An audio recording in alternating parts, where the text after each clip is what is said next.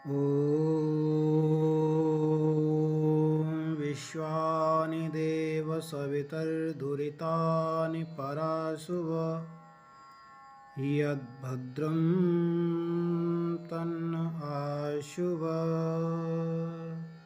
ॐ शांति शांति शांति।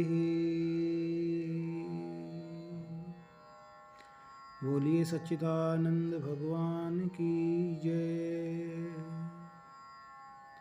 आइए तो हम आध्यात्मिक विचार सज्जन महापुरुषों के जीवन में करते हैं कि उनके जीवन में कैसे कैसे क्या क्या परिवर्तन आते हैं और उनके दर्शनों का लाभ क्या है, उनके दर्शनों का कितना बड़ा पुण्य है। तो आचार्य चाणक्य ने कहा, साधूनां दर्शनम पुण्यम तीर्थभूता हि साधव तीर्थम फलति कालेन सद्य साधु समागम। अर्थात साधुनाम दर्शनम पुण्यम, हमारे पुण्यों का प्रताप होता है जब हमको सज्जन पुरुष के दर्शन होते हैं। क्यों? क्योंकि चलते फिरते तीर्थराज प्रयाग के समान सज्जन पुरुष होते हैं। जो फल हमको तीर्थ स्नान तीर्थ जाने से प्राप्त होता है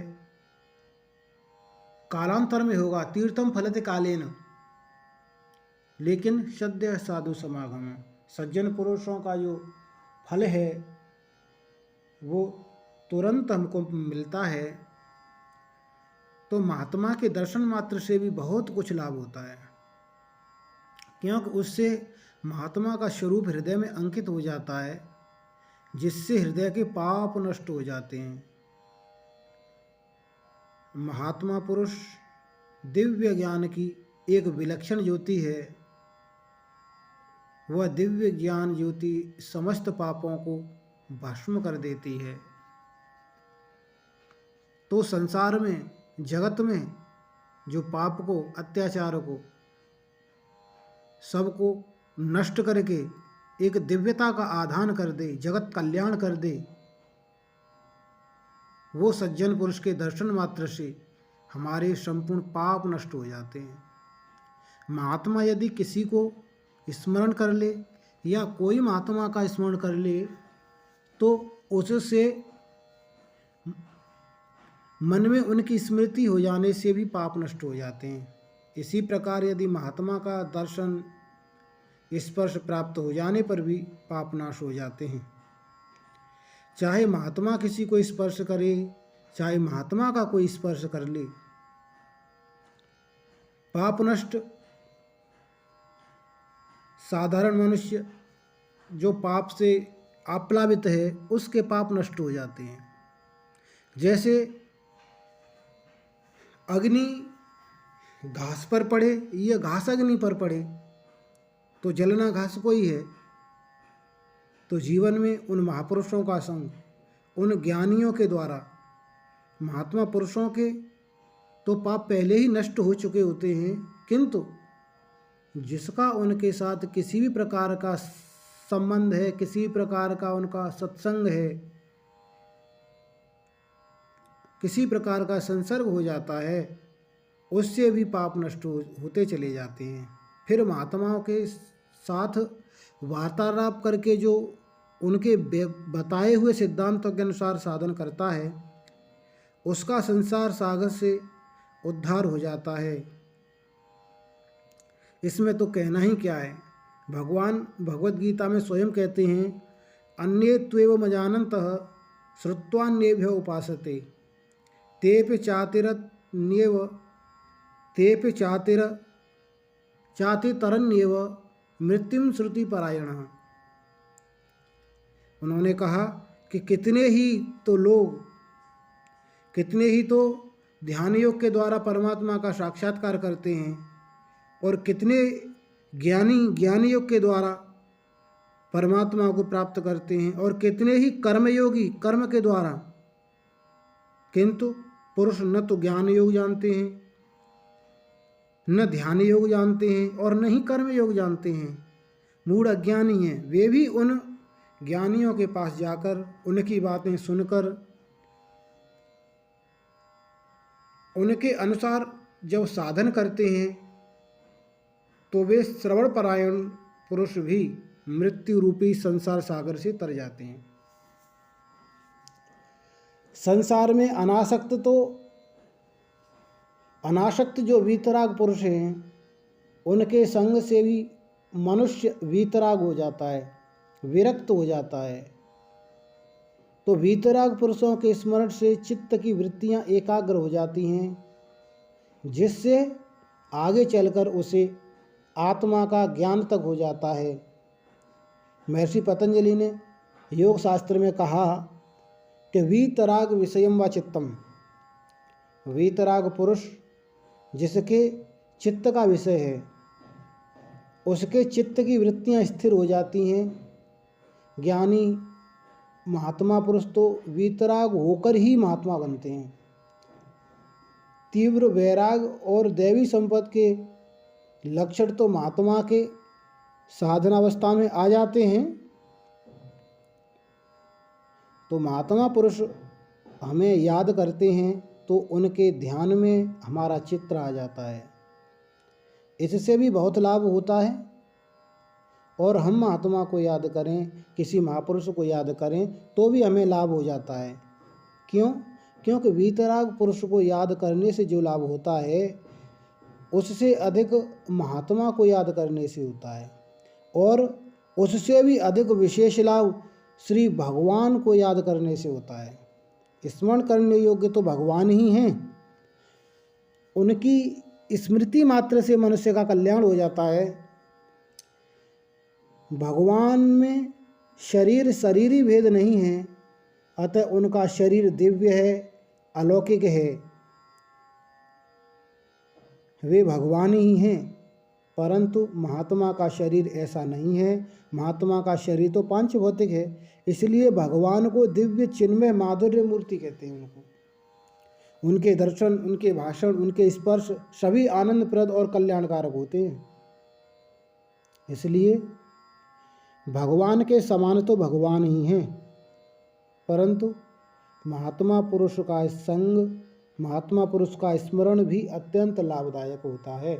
महात्मा पुरुष के संग की महिमा बताते हुए कहा कि एक घड़ी आधी में पुण्याद, और तुलसी संगत साधु की कटे कोटि अपराध। एक घड़ी, आधी घड़ी या आदि में भी आदि का जो महात्मा पुरुषों का संग करते हैं,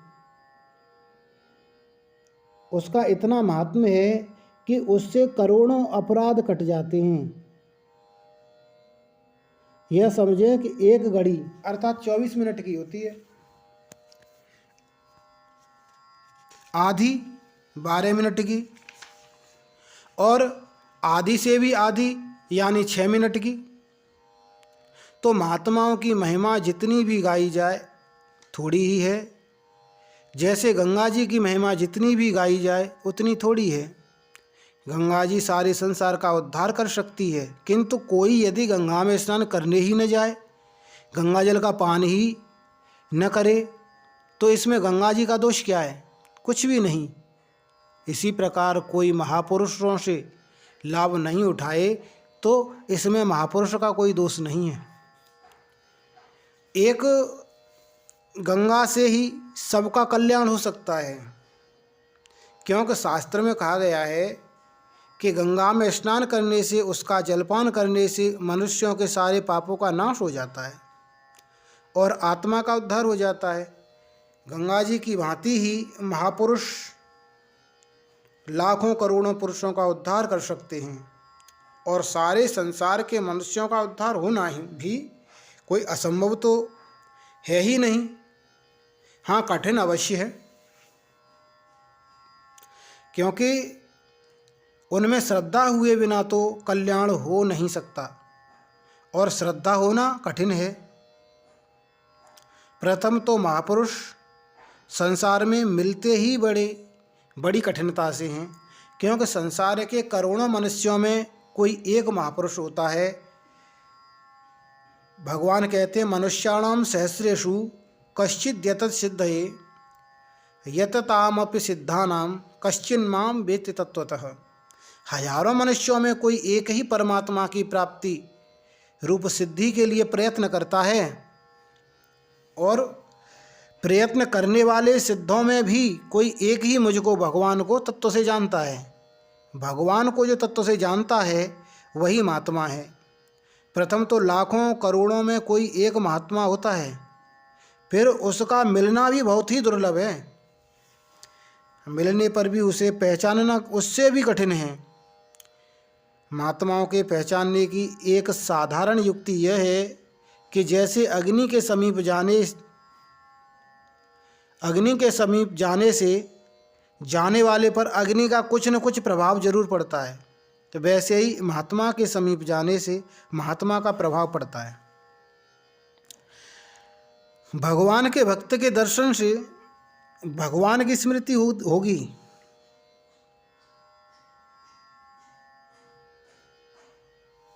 जिनका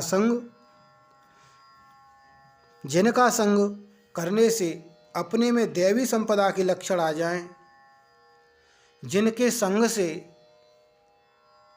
जिनके साथ वार्तालाप करने से, दर्शन करने से, स्पर्श करने से आत्मा का सुधार हो, अपने में भक्तों के लक्षण प्रकट होने लगें, गुणातीत पुरुषों के लक्षण आने लगें, तो समझना चाहिए कि यह महान पुरुष है, महापुरुष है। जब हम महापुरुषों का संग करने के लिए जाएं, तो हम यह समझें कि हम एक ज्ञान के पुंज, जब हम किसी महापुरुष के सन्मुख जाएं तो मन में ये समझें कि हम किसी ज्ञान पुंज के सन्मुख जा रहे हैं। जैसे सूर्य के सन्मुख जाने से अंधकार तो दूर भाग ही जाता है, किंतु अधिक से अधिक प्रकाश होता चला जाता है।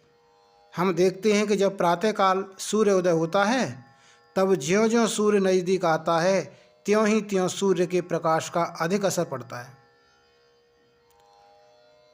वैसे ही हम जितने ही महात्माओं के समीप होते हैं, उतना ही हमको अधिक लाभ मिलता है। वे एक ज्ञान के पुंज हैं। एक ज्ञान पुंज से हमारे अंधकार का नाश होकर हमारे हृदय में भी ज्ञान सूर्य का प्राकट्य होता है। महात्माओं में अद्भुत प्रभाव होता है। उनके दर्शन, उनके भाषण, उनके स्पर्श, उनसे वार्तालाप से पापों का नाश होकर और दुर्गुण दुराचारों का असर होता है, सद्गुण सदाचार आ जाते हैं। अज्ञान का नाश होकर हृदय में ज्ञान आ जाता है, जिससे हमें सहजी भगवत प्राप्ति हो जाती है। यह उन पुरुषों का प्रभाव है जो महापुरुष महात्मा को प्राप्त हो चुके हैं, ब्रह्मत्व को प्राप्त हो चुके हैं।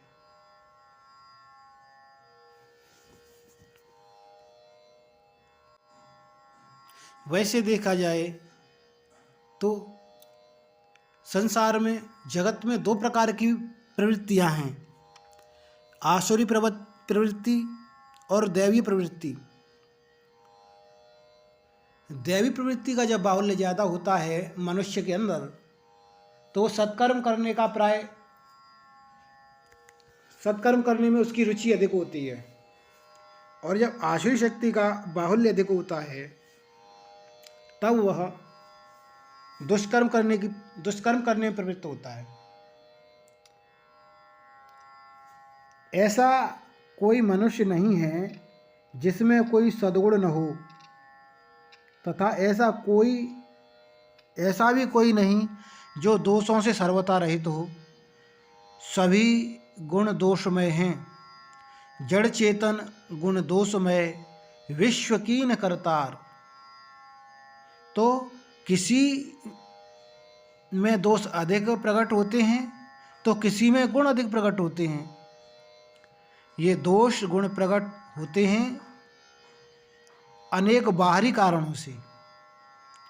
हम किसी के सामने शुभ तथा सत विषयों को रखकर उनके सजातीय गुणों को जो छिपे हैं उन्हें प्रकट कर सकते हैं, और अशिव तथा असत विषयों को रखकर उनके सजातीय दोषों को प्रकट कर सकते हैं। गुण प्रकट होने पर उन्हीं के अनुसार क्रिया होती है, जिससे उसका तथा उसके संपर्क में आने वाले सभी का न्यून अधिक कम अधिक हित होता है और सुख मिलता है।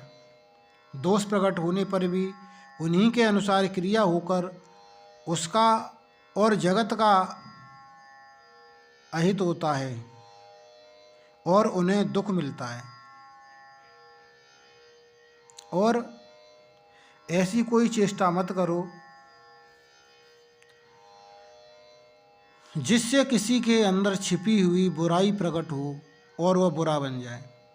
अपने सदाचारों के द्वारा मनुष्य के अंदर सोए हुए सद्गुणों को जगाओ। बुरा आचरण करके दोषों दुर्गुणों को मत जगाओ। जैसा बीज होता है, जैसा हम बीज बोते हैं वैसा ही फल प्राप्त होता है।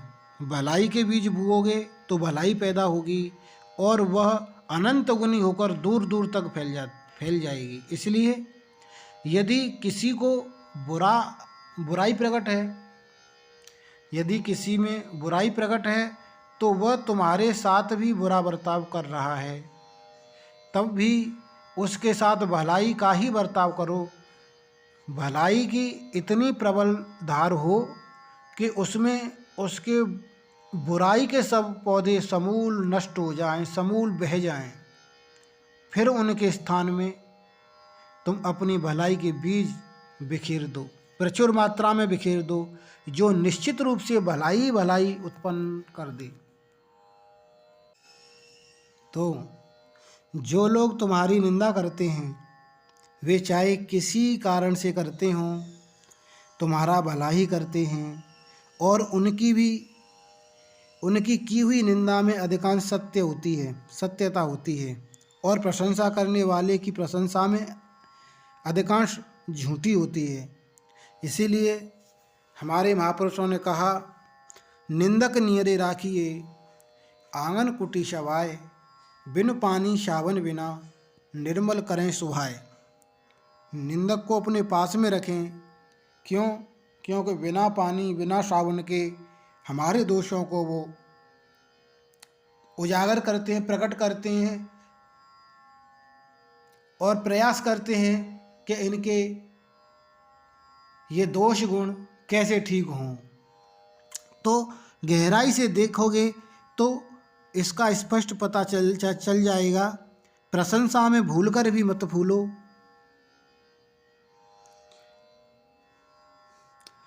प्रशंसा में भूलकर भी भूलो मत और फूलो भी मत, और निंदा में बिल्कुल भी दुखी मत हो। समा सुख दुखे कृत्वा लाभा लाभो जया जयऊ। हमको प्रत्येक परिस्थिति में सम भाव में रहना है, क्योंकि शास्त्रों में कहा कि समत्वम योग उच्यते। किंतु निंदा पर विचार करो। यदि हमारी कोई निंदा कर रहे हैं तो इस निंदा पर हम विचार करें और उसमें जितनी सत्यता हो उसका तुरंत संशोधन करके निंदक का उपचार मानो और बदले में उसकी निस्वार्थ सेवा करने का शुद्ध प्रयत्न करो। जब हम जीवन में अपने दोषों को, अपनी बुराइयों को हम स्वयं जान लें तो ये तो प्रभु की महती कृपा है। यदि सामने वाला कोई हमारे दोष दुर्गुण बताते हैं तो हम प्राय करके हम उनसे नाराज़ हो जाते हैं, झगड़ा करते हैं, चिड़चिड़ापन आ जाता है। तो उनका बहुत बहुत शुक्रिया माने, बहुत बहुत साधुवाद माने, क्योंकि वो हमारे दोषों को बता करके हमारे दोषों को ठीक करना चाह रहे हैं। तो हम उन दोषों में कितनी सत्यता है उस संशोधन को करके हम अपने को ठीक करें, और हम ठीक होंगे, हम सुधरेंगे तभी जग सुधरेगा। हम यदि नहीं सुधरेंगे तो जग का सुधार कैसे हो सकता है। तो जीवन में हम अधिक से अधिक महापुरुषों का संग करें। वो जगत कल्याण में एक सहायक होते हैं। इसी वाणी के बाद हम अपनी वाणी को विराम देते हैं। ओम सर्वे भवन्तु सुखिनः, सर्वे सन्तु निरामयः, सर्वे भद्राणि पश्यन्तु, मा कश्चित् दुःखभाग् भवेत्। ओम शांति शांति शांति।